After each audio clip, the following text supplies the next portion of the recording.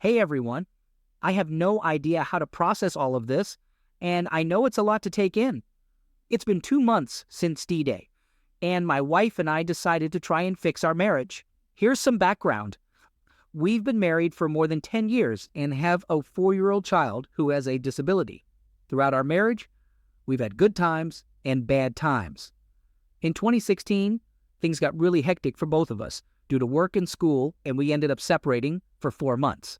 I wasn't the easiest husband to deal with in the early years, but I worked on my issues and was always open to counseling.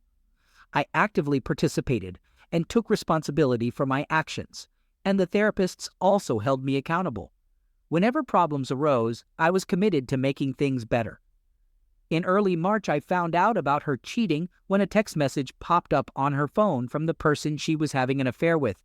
The message said, "I love you back." The word back means that my wife told him she loved him, so you can imagine how my evening went as I was hanging out with friends, trying to figure out what that could possibly mean.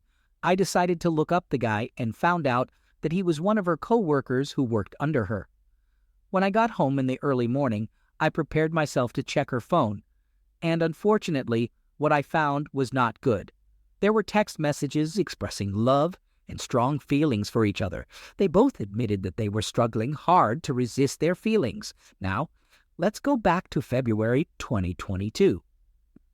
My wife approached me during the beginning of my workday, which happened to be my work-from-home day, and told me she had something important to discuss. I agreed to listen, and then she suddenly revealed that she was considering getting a divorce. This completely caught me off guard, but I listened for the next 2 hours while I was supposed to be working from home, as she went into detail about a list of 5 things that she absolutely wouldn't compromise on and 15 other points that were extremely important to her, which she wanted me to work on. It was really hard to accept everything that was happening, but I tried to handle it with grace, even though I was completely caught off guard by the talk of divorce. After that meeting, I spent the next year or so working on that list like it was the most important thing in my life, because it was. So you can imagine how shocked I was in early March 2023 when I came across the text from the person my spouse was having an affair with, a person I didn't even know about until then. What I've learned since then is that my wife had already given up on our marriage when she gave me that list. She didn't explicitly say it at the time, but now, talking to her, it's clear that was the case, and she never told me. So I received this list, but she never followed up on it.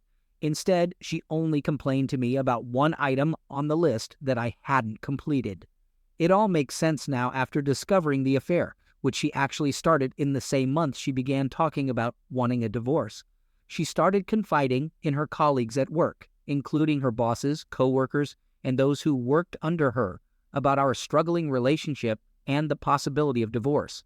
According to my therapist, she was seeking support for a divorce, and then she unexpectedly found someone who not only supported the idea of divorce, but also became involved in an affair with her subordinate. It's worth mentioning that my wife primarily works from home because of COVID restrictions. She wasn't physically spending 40, 50 hours a week with this guy. They mainly communicated through Zoom, but they didn't meet in person until July 2022 when they went on a lunch date. That seems to be the moment when my wife started realizing her feelings for the guy. They were already discussing and complaining about their respective partners, pointing out perceived flaws in our relationships. They started asking each other questions about their own relationships too. Soon enough, they began sharing personal secrets that their real partners were unaware of. Then, in August 2022, when their company required them to be physically present at the workplace 1 day a week, my wife claims they became inseparable. They would take breaks together, have lunch together, walk to their cars together, and even ended up with cubicles right next to each other. In early February, my wife made it official and quit her job, supposedly because she wanted to focus on our family. That's what she told me. Interestingly enough, that same day, she confessed her love to her subordinate, and he reciprocated the feelings.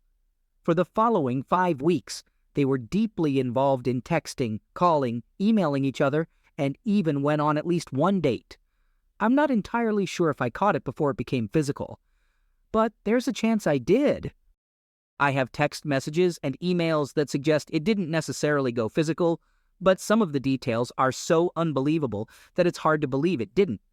According to my wife, he was actively searching for a new apartment and was ready to leave his girlfriend of 7 years.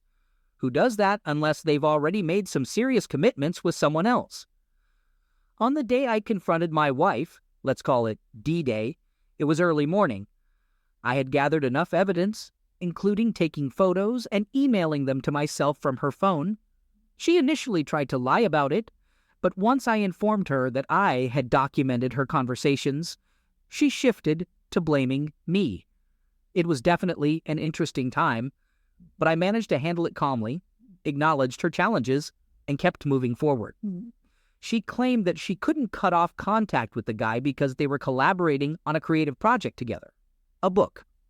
Somehow, I found the presence of mind to suggest that she should at least go no contact until we could meet our marriage therapist, who could then decide the rules for communication. Surprisingly, she agreed to it. I also made it clear that she had to end things with the guy the following day and gave her the chance to call him herself. On what I'll call D-Day, I confronted my wife early in the morning. I gathered enough evidence, like taking photos and emailing them to myself from her phone. At first, she tried to lie about it, but when I mentioned that I had documented her messages, she quickly shifted to blaming me. Good times. But you know what? I didn't let it bring me down. I took it in stride, acknowledged the challenges she was facing, and just kept moving forward. She claimed that she couldn't cut off contact with the guy because they were working together on a creative project, specifically a book. I somehow managed the wherewithal to ask her if she could temporarily stop contacting him until we had a chance to meet with our marriage therapist. I figured it would be best to let the therapist decide how we should handle communication. Surprisingly, she agreed to it. I also made it clear that she had to end things with the guy by the next day, and I even gave her the opportunity to make the call herself. I really wish I had been present during that phone call because I later found out that a lot of unnecessary stuff was discussed at that time. It turns out she spent the following 2 weeks trying to navigate having both her husband and affair partner at the same time. That's when I stumbled upon the contents of the book they were working on together. It was a novel they were co-authoring, and it revolved around a woman who was involved in a love affair with a younger man. The affair partner was 28, while my wife is 43. As if that wasn't enough, in the story, the husband of the main character passed. There are even emails where she explicitly says that the husband in the book is based on me alone. It became clear to me that this was her way of playing out her messed up affair fantasies and getting rid of me through fiction. That's when I completely lost it. I decided to do some research on the guy and ended up finding his girlfriend. I reached out to her through an app and she responded by thanking me for informing her. She had no idea about any of what was going on and wanted to know more. I also discussed the situation with my therapist, and despite it being a major mistake, I felt like I should be open with my wife about what I was doing. It's tough when you want to share things with your spouse, but in reality, she turned out to be a cheating, lying, promise-breaking, and betraying person. The woman I contacted turned out to be incredibly kind-hearted, and she was devastated by her partner's infidelity. My wife was furious that I had found her and reached out. Interestingly enough, my wife had been secretly communicating with the affair partner behind my back, even after everything that had happened on D-Day. Eventually, my wife reached out to the affair partner based on both my demands and the instructions of our marriage therapist. But the AP told her to never contact him again, which was great. Reaching out to the affair partner's partner ended up breaking their connection, at least temporarily. After 5 weeks, I learned from her that she ended the relationship with him, and now he's nowhere to be found. Over the past 8 weeks, my wife has slowly started to open up. The truth only came out bit by bit, and usually only when I pushed her, like when I mentioned taking her phone and having an expert recover all the deleted texts. She has admitted to having developed feelings for the guy, and that the emotional affair lasted for more than 8 months. Despite all this, she's now begging for reconciliation. We have made some progress in the past 2 months since D-Day, but it's still emotionally and physically devastating for me.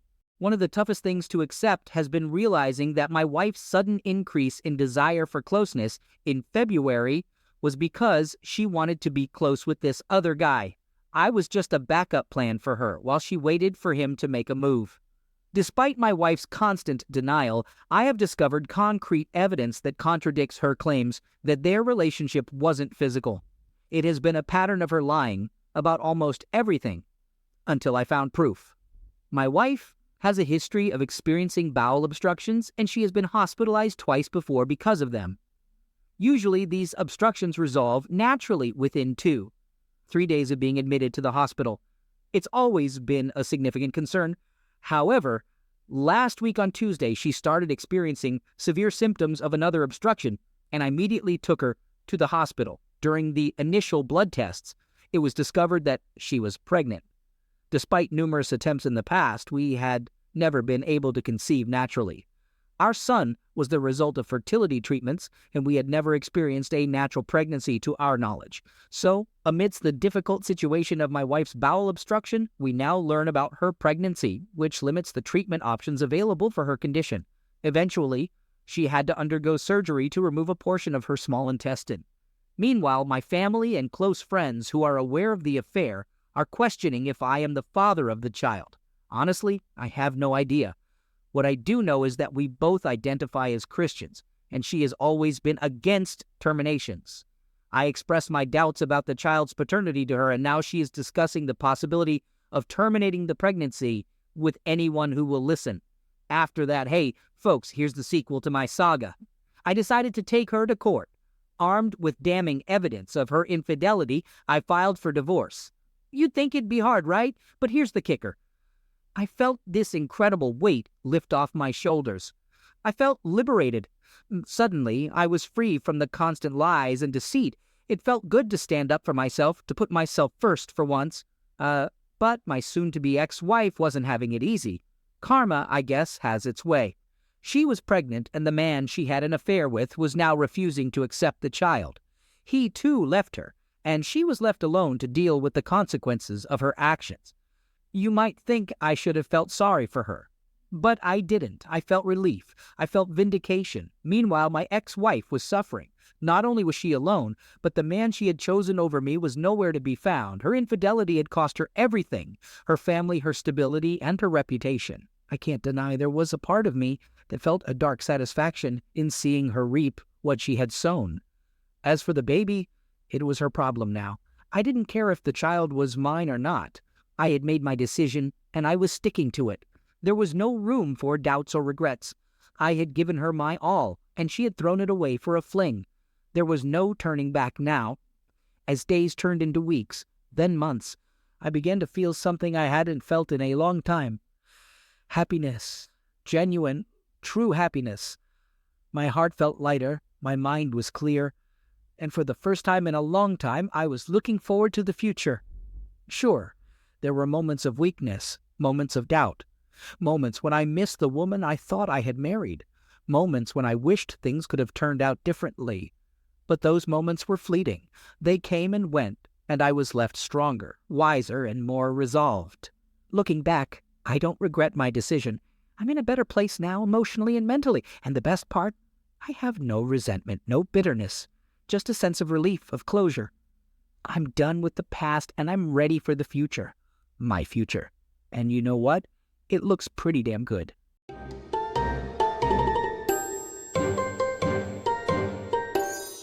Second story. Some background information. I'm a 39-year-old man, and my spouse is a 36-year-old woman. We've been together for about 16 years and married for almost 14 years. We have 2 sons, aged 12 and 9. In the past, my wife and I have always gotten along really well. Of course, we've had our share of arguments or disagreements, but we've never had full-blown fights. We've always been able to communicate effectively with each other. My wife works as a hairstylist, and I work as a nurse. She also worked as an educator for a well-known brand and really enjoyed her job. As for me, I've been steadily advancing in my career, and about 4-5 years ago, I took on a director role. At that time, I was earning a decent income. And considering that my wife, who works as a hairstylist, often had to work in the evenings and weekends, she was missing out on a lot of time with our boys. That's why we made the choice for her to become a stay-at-home mom for our kids, while still keeping her education role because she genuinely enjoyed it. However, when the COVID pandemic arrived, her education job was no longer available either.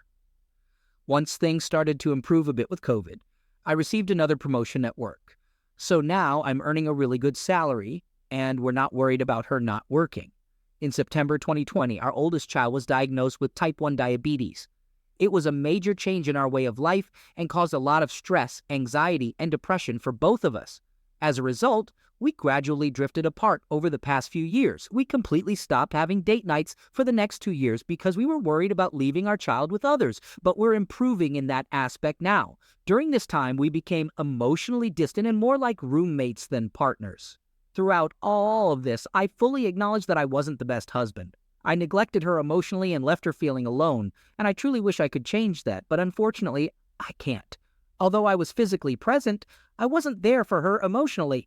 Since she wasn't employed, I expected her to take care of our son's blood sugar at night because I had to wake up early for work. I also expected her to handle the household chores during the day. On the other hand, she started to resent me for not helping out with chores around the house or assisting as much during challenging moments with our son's fluctuating blood sugar levels. As a couple who used to excel at communication, we completely stopped communicating altogether.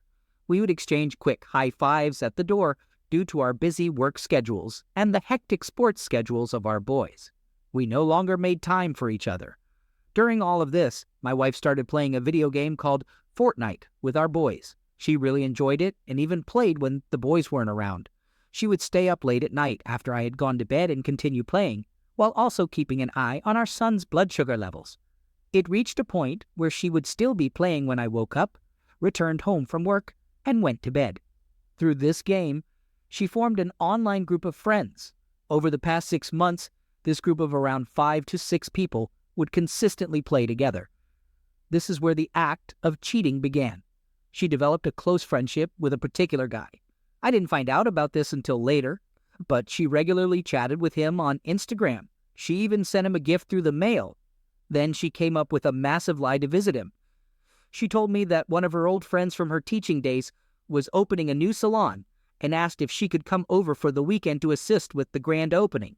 My wife shared this story with me, and since I had no reason to doubt or mistrust her, I completely believed her. She drove a long distance of 10 hours to spend the weekend with this guy she met online. During her absence, for some reason, I accessed our iCloud account and noticed a bunch of recently deleted photos. My heart sank when I saw them because they revealed what was happening. Throughout the trip, she essentially turned off her phone and barely communicated with me or our boys for the entire 4 days she was away. In the end, she returned home, lied about the trip, and I confronted her about what was truly going on. It took a few hours, but she eventually confessed to her actions.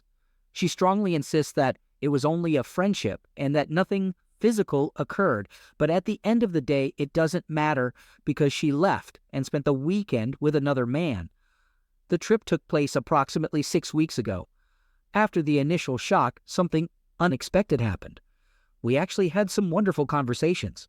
We opened up about how we ended up in our current situation and how our relationship reached this point. It was truly the best conversation we've had in years. Throughout all of this, she never tried to minimize what she did.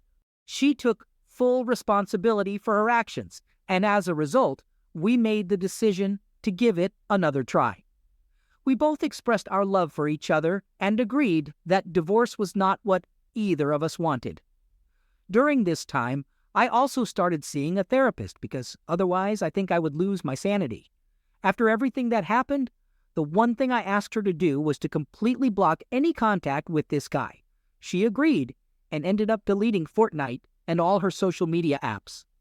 Fast forward to 3 weeks ago, while we were driving to my son's baseball game, I noticed she had Snapchat on her phone. I asked her about it, and she quickly denied it. When we arrived at the game, I saw her logging out of Snapchat, so I walked away. She later found me, apologized, and handed me her phone, begging me to look through it. But I wasn't interested anymore. We argued about it that night, and I told her to leave the house. However, we eventually calmed down, and she ended up staying. The following weekend arrives. I decided to check out this guy's TikTok account, and guess who I find among his followers? My wife.